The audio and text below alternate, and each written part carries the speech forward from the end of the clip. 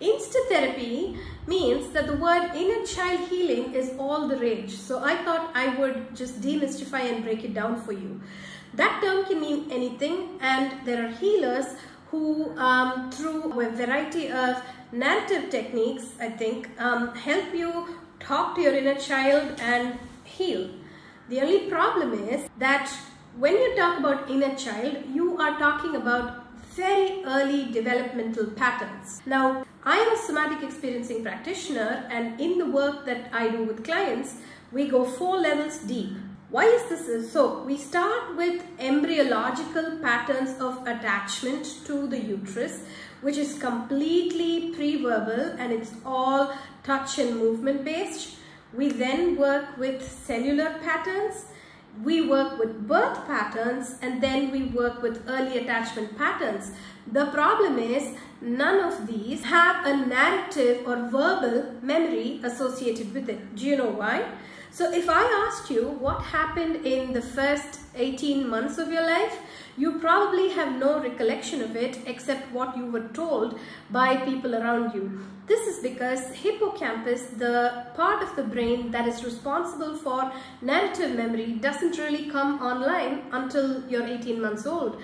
However, the body stores these stories as implicit patterns, as movement, as sensation. So a lot of early attachment and inner child parts tend to be non-verbal because they might be really early. And again, going back even further, we work at the level of where the embryo attaches and what the stories there are in terms of very, very primitive and early neurological wiring and primitive reflexes.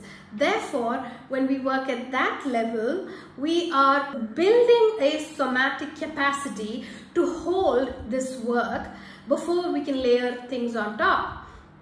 And it's absolutely vital that we understand that when we're working with very early developmental trauma, it is important to find a neuroscience-based attachment expert, because if you go to somebody who works with the inner child in a very narrative way, then I see a lot of clients who have been so re-traumatized because you're working with very early attachment patterns without building the underlying somatic nervous system regulatory capacities, that they have had flare-ups of chronic immune conditions, they have had flare-ups in IBS, they have had breathlessness, panic attacks when you go down that layer. Therefore, if you want to work with primitive patterns, that's what we do in our foundational nervous system experience. Me and my team have a total of 40+ years working in very nuanced, titrated ways.